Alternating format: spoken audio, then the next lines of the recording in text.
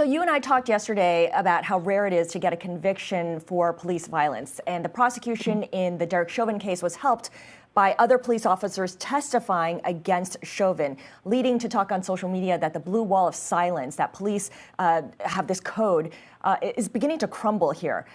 What kind of precedent do you think this sets? Will more police officers speak out in future trials, do you think? Well, that's the thing. We're not entirely sure because it just happened. Plenty of officers have been talking to me about, I hope I'm saying her name right, Carrie Horn. She was the former Black police officer in Buffalo, New York, who in 2006, she stopped her white colleague from choking out a handcuffed Black man.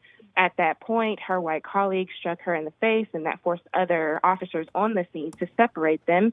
And as a result, she was terminated in 2008, just months before she was eligible for her pension. That firing did send a message to officers who may want to intervene, maybe not, maybe we shouldn't. And even though Buffalo enacted a law that she had been pushing that would protect officers from potential retaliation if they do intervene in 2019, we're not sure what's going to happen based on this, what happened, what we saw ahead of the Chauvin verdict. It could be a good sign, but again, it's definitely going to be slow. Officers have to become more comfortable and have faith in their department that if they do intervene, if they do say something, if they see something, say something, that they'll be protected. And that's not something that we've seen across the board yet. Yeah, unfortunately, there will be so many different ways that we can see this potentially play out, whether it's Daunte Wright or the shooting yesterday in Columbus, right around the time that we were expecting the verdict on Derek Chauvin. The verdict obviously was historic, but it doesn't change what's happened historically. And if real change is to come, then there needs to be systemic change.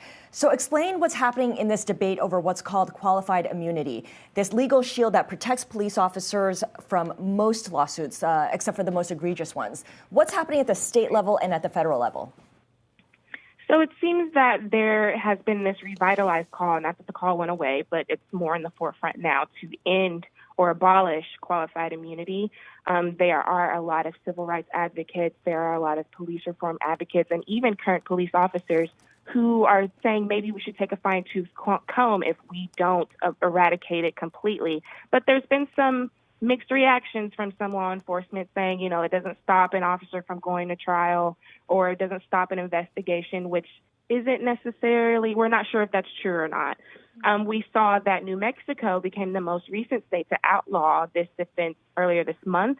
Connecticut has taken steps to limit qualified immunity. And just days before the Chauvin trial even started, New York became the first major city to end qualified immunity for police officers.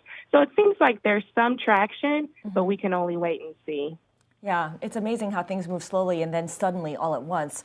Bloomberg Law's Ayanna Alexander, thank you so much for providing us with so much needed context. Really. Don't forget to like and subscribe.